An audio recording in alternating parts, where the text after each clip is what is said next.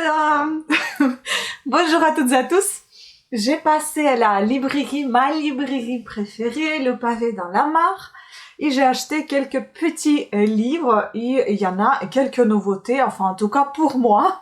Je ne sais pas si pour vous c'est des nouveautés, mais je crois que si quand même, parce qu'il y en a qui sont sortis cette année-là, donc ou la fin de l'année dernière, 2022. Donc moi j'ai pas décidé d'attendre comment vous dire, à compléter les collections que j'ai commencé, mais bon, je fais un tout petit book haul, il y a combien, 2, 4, 5 livres, et puis bon, la prochaine fois je vous ferai un autre book haul. Je pense que c'est mieux des petites courtes vidéos que des trop longues qui vont fatiguer tout le monde. Donc ici il va y avoir essentiellement un peu de tout en fait, il n'y a pas d'essentiellement. Il y a du cozy mystery, il y a du roman, il y a de la psycho, et puis je pense plutôt documentaire. On y va.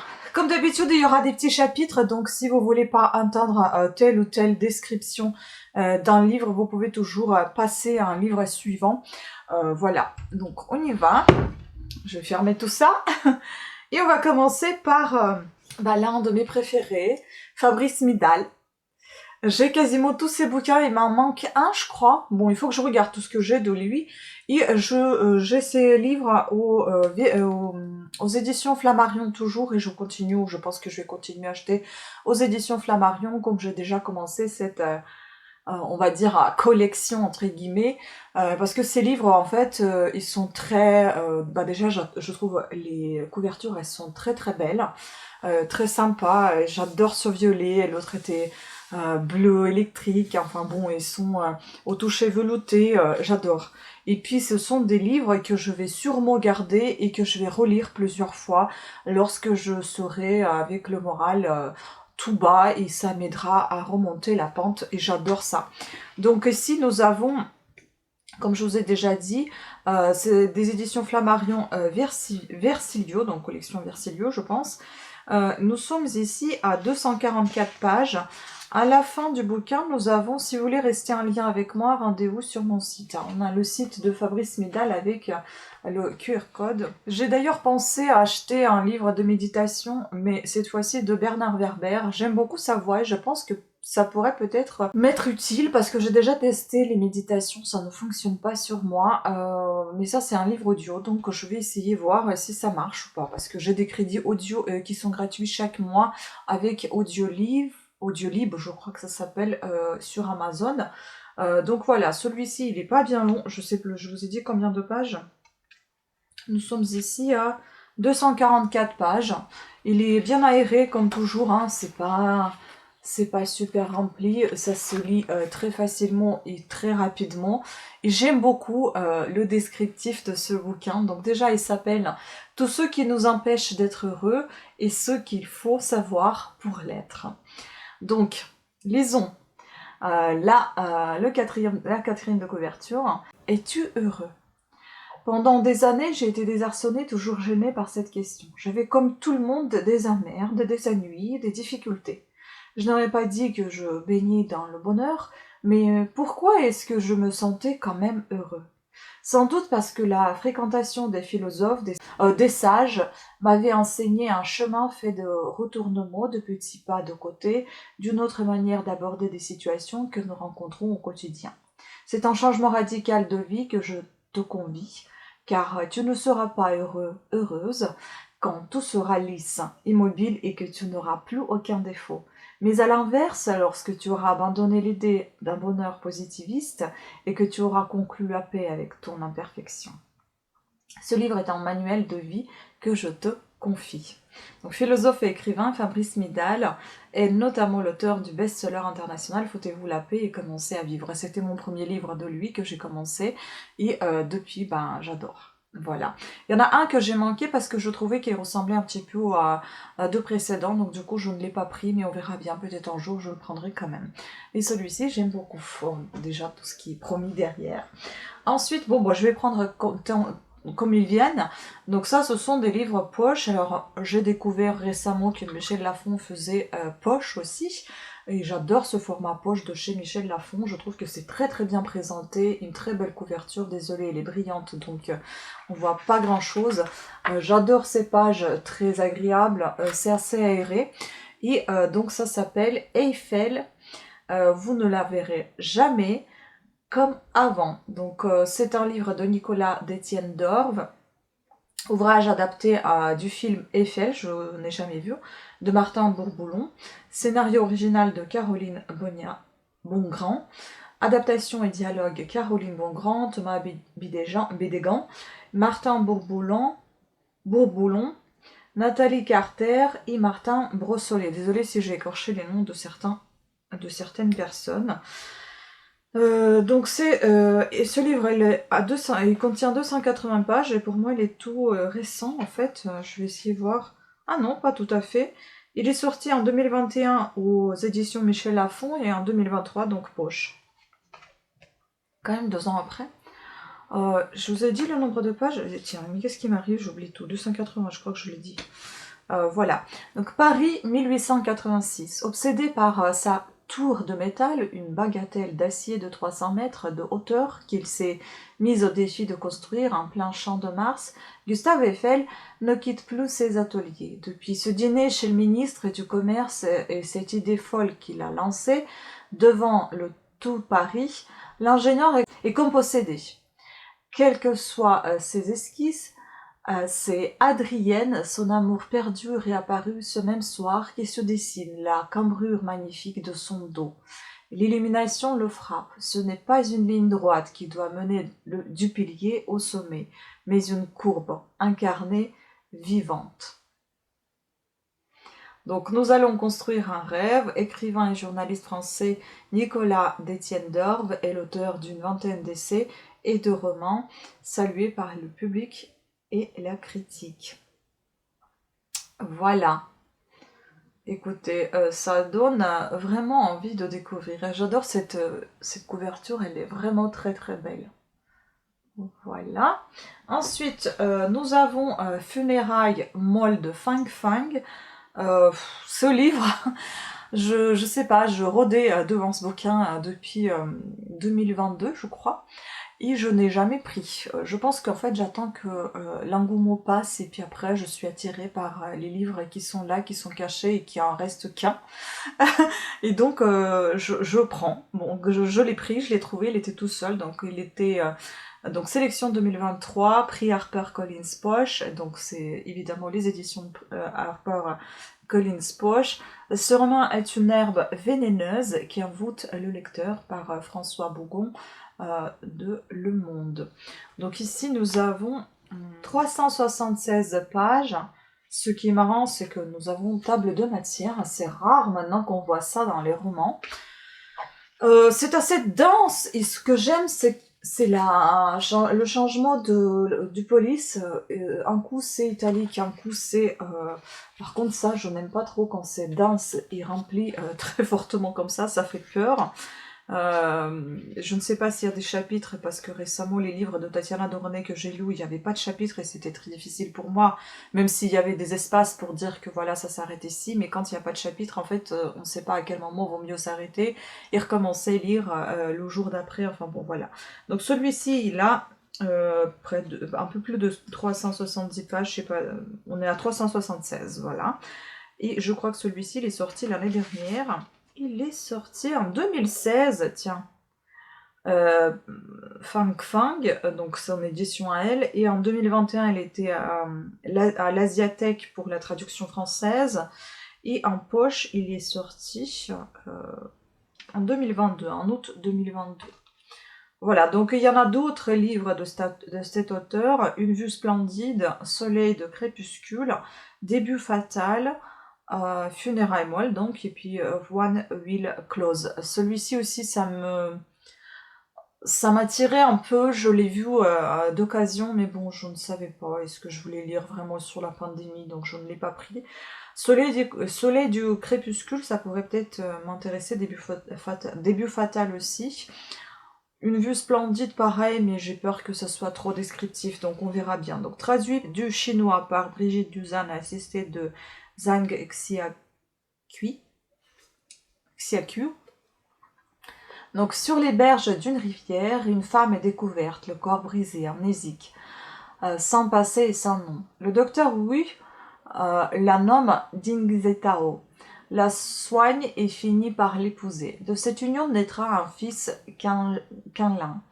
Désolée pour les prénoms que je peux écorcher, et j'écorche forcément, je pense. À la mort de son père, ce dernier, devenu homme d'affaires, offre à sa mère une retraite paisible dans une grande maison. Mais la vieille dame sombre dans une étrange apathie et revient alors à son fils des détails auxquels il n'avait pas pris garde. Son talent pour la broderie, sa connaissance des classiques, folie aux réminiscences. Pour répondre à ces questions, Qinlin décide d'aller au-devant de son passé, dans cette Chine rurale qui se souvient encore.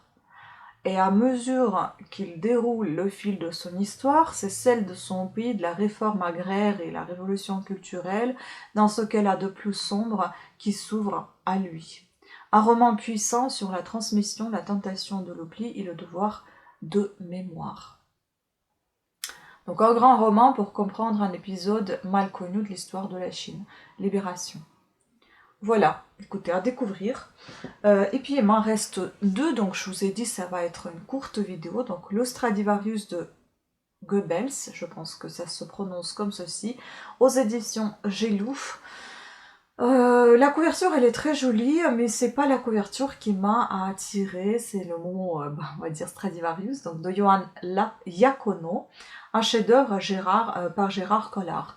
Et franchement, le 4e de couverture, c'était quelque chose. Et c'est vrai, c'est poignant. Par Paris Match, on verra bien ce que c'est quand je le lirai. 284 pages. Et il a paru en 2022 en format poche. Donc pour moi, c'est tout récent, vous voyez, c'est pas encore 2021 aux éditions Slatkin & Cie. Donc en 1943, au nom du rapprochement entre l'Allemagne nazie et l'Empire du Japon, Joseph Goebbels offre un Stradivarius à Nejiko Suwa, une jeune virtuose japonaise venue étudier à Berlin. Un geste politique en forme de cadeau empoisonné. Le violon a d'abord appartenu à un musicien juif assassiné et hanté par son âme et refuse de sonner. Sommé de jouer à travers l'Europe au nom de la propagande nazie, Nejiko répète nuit et jour pour s'approprier le Stradivarius, en vain. Après-guerre, Félix Sitterlin est chargé par les autorités de la France libre de retrouver l'instrument confisqué. Mais son enquête se heurte bientôt à un autre mystère, celui de la personnalité de Nejiko, qui, des années après, continue de se dérober à la vérité. Le roman vrai et fascinant des instruments spoliés pendant la Seconde Guerre mondiale, né en 1980 à Bordeaux, Johann Iacono, est haut fonctionnaire et conseiller politique, fruit d'une enquête de 3 ans qu'il a menée au Japon, en Allemagne et en France. Le Stradivarius de Goebbels est son premier roman. Écoutez, là, on est un peu dans l'Asie, même pas un peu, mais beaucoup, et un peu dans le documentaire, on va dire, avec Tour Eiffel. Et puis, on va passer au dernier de cette vidéo. Donc, pareil, on est chez édition Harper Collins Poche. Donc, ici, c'est un livre de Fess Martin, Le secret de Briar's Hall. Donc c'est un cozy crime, donc cozy mystery, une enquête de Loveday et Ryder. Donc ça c'est un 4e livre déjà. Franchement, j'ai mis dans ma wishlist les 3 premiers, je ne les ai jamais achetés, ils y sont plus en fait dans la librairie, mais je pense que je vais m'en acheter les 3 premiers vu que j'ai déjà le 4e et celui-ci je rôdais encore autour, je tournais depuis plusieurs semaines déjà. Il en reste plus que 3 et je me dis bon bah prends-le parce que sinon après il va falloir encore recommander etc. Donc celui-ci n'est pas très long, évidemment quand je commanderai les 3 les 3 précédents, je vous en dirai des nouvelles. Bon, ça va pas être dans l'ordre, mais c'est pas bien grave, c'est même mieux au contraire, comme ça on découvrira pas de suite tout ce qui va se passer, j'oublierai entre temps je pense. Donc ici nous avons 309 pages, ce n'est pas très long, mais c'est assez dense, par moments ça peut être un petit peu aéré, mais sinon c'est assez dense je trouve. J'adore ces couvertures, apparemment il y en a 6 en tout, j'ai déjà vu au format broché, je n'aime pas les couvertures au format broché, et tant mieux parce que je préfère celle-ci et je pense que je vais en faire une petite collection de cela. Parce que Cozy Mystery, je me rappelle que j'en ai quand même pas mal lu, même quand j'étais plus jeune surtout, je les ai en russe et ça passait très très bien. Maintenant je les lis plus en russe parce que je sais plus trop ce qui se passe dans le pays, ni en Russie, ni en Ukraine, ni dans tous les pays russophones, enfin surtout les pays là où j'ai habité. Ça fait 20 ans que je suis plus retournée en Ukraine, donc je suis jamais retournée quand je suis repartie, donc voilà.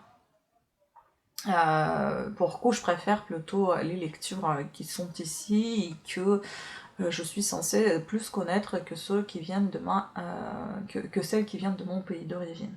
Donc Oxford, Pâques, 1961. La journée s'annonce festive. Bon, je vous ai déjà dit que les années 60 ça me tentait pas trop, mais vu que c'est un cozy mystery et pas un roman, ça pourrait peut-être faire l'affaire. Donc la journée s'annonce festive. Une immense chasse aux œufs est organisée au manoir de Bryce Hall pour les enfants du village. Néanmoins, l'événement tourne au drame quand Teddy, 11 ans, disparaît. Son corps sera retrouvé peu de temps après au fond d'un puits. Si les investigations du coroner concluent à un accident tragique, le docteur Clement Ryder, médecin légiste, a des doutes. Lorsque Martin de Lassay, propriétaire de la demeure et le père de la victime, lui demande de reprendre l'enquête. Clément obtient de la police locale que sa partenaire Trudy Loveday soit affectée à l'affaire. Domestiques, jardiniers, visiteurs et habitants, c'est tout le petit monde de Bryce Hall et de la famille de Lacey qu'il leur faudra étudier de près. Donc une série vraiment bien troussée et agréable par Les Pipelettes en parlent. Traduit de l'anglais Royaume-Uni par Anna Schapschub et Alexandra Escovici Schuller. Voilà. Moi j'adore ces couvertures, je les trouve très soft et très jolies à la fois, avec un peu de surbrillance mais sur du mat. Franchement, super contente. Voilà, donc juste celui-ci, il est un petit peu abîmé, mais comme vous savez, si je prends le dernier bouquin, ben, j'ai pas vraiment le choix. Cette petite pastille, elle s'enlève. J'aime beaucoup cette couverture avec le soleil levant. C'est super joli sur les montagnes, vue sur les montagnes. Franchement, toutes les couvertures, elles sont super belles. Super, super belles. Et vous voyez, on a quand même en commun cette Asie-là, avec toujours le soleil qui se lève. Voilà, c'est super beau. Donc je suis très très contente de mes nouvelles acquisitions, plus qu'à lire, parce que il y a tellement que j'ai envie de lire, je sais même plus par où commencer. Et actuellement je suis en train de lire celui-ci, je pense que je vous l'ai déjà présenté plusieurs fois ce bouquin, c'est un doux parfum de lavande de Belinda Alexandra, un roman, et je suis à la page, c'est aux éditions je crois France Miniature. Avant je voulais m'abonner aux éditions, je réfléchis encore, mais je sais pas, j'ai l'impression qu'en fait ils ont tous tous leurs livres sont dans les couvertures rigides, ils sont tous au format relié et ça me gêne un peu parce que je trouve que c'est pas très pratique à lire des formats reliés, je ne sais pas. Bon, là je suis à la page 27 et je vous avoue que je ne suis pas très emballée pour l'instant. Bon, déjà c'est un roman, il y a beaucoup de descriptifs. Ça se passe pendant la Première Guerre mondiale, il me semble, je crois que c'est 1914. On a ici affaire à une famille de paysans qui sont illettrés et qui sont des travailleurs dans les champs de lavande. Donc ils récoltent la lavande et ils en font les huiles d'après ce que j'ai compris. Et là on suit une petite fille pour l'instant qui va également aider sa famille à récolter cette lavande. Et puis voilà. Je vous en dirai plus tard puisque le livre il contient environ 700 pages si ce n'est plus. Et là, ouais, c'est plus que 700, donc on est à 740 pages, et là, je suis que la 27. Donc, à mon avis, il y aura pas mal de choses à dire là-dessus. Et j'espère qu'il y aura des rebondissements et qu'il n'y aura pas que de la description. Et J'espère qu'il n'y aura pas beaucoup de malheur, puisqu'on parle ici de la guerre mondiale, donc c'est pas toujours gai. Hein.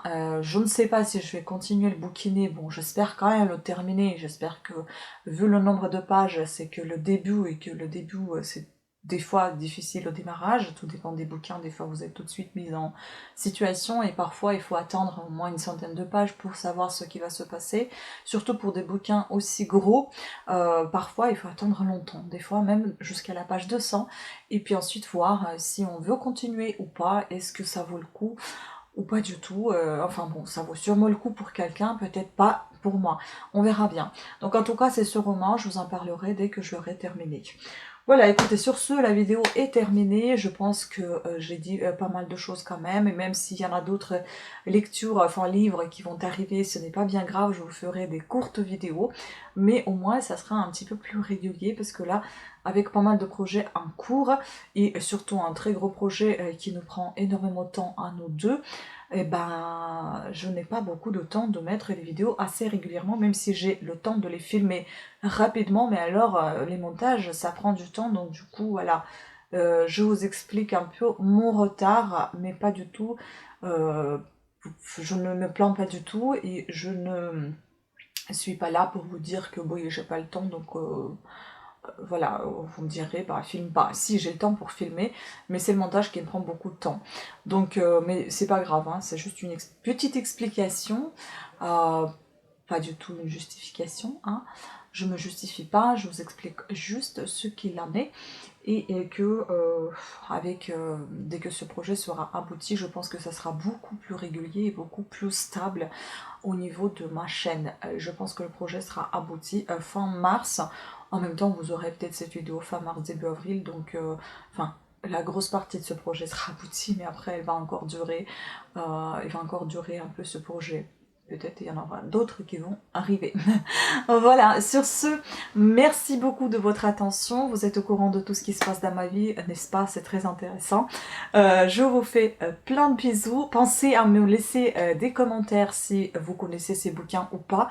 On m'avait fait une petite remarque, enfin, je ne sais même pas comment dire, c'est peut-être pas une remarque, plutôt un gentil commentaire en disant que ça fait plaisir de voir quelqu'un qui lit des livres différents de youtubeuses, booktubeuses, parce qu'il y en a tout le monde à chaque fois. Moi c'est pareil, quand je regarde les vidéos, c'est partout pareil, c'est partout les mêmes, sauf certaines qui lisent des lectures vraiment différentes des autres. Donc il y en a pas mal que je regarde et j'aime beaucoup certaines surtout parce que ce sont que des filles. Mais voilà, moi ce qui me plaît aussi c'est d'avoir des choses un peu différentes des autres, parce qu'à chaque fois quand vous ouvrez une ou deux vidéos, à chaque fois c'est les mêmes, et bon, dans un moment vous avez même pas envie de lire ces bouquins. Voilà, donc laissez les pouces à haut si vous avez apprécié cette vidéo, j'espère que ça sera le cas. Pensez à vous abonner, activer la petite cloche de notification, et je vous dis à très bientôt. Ciao!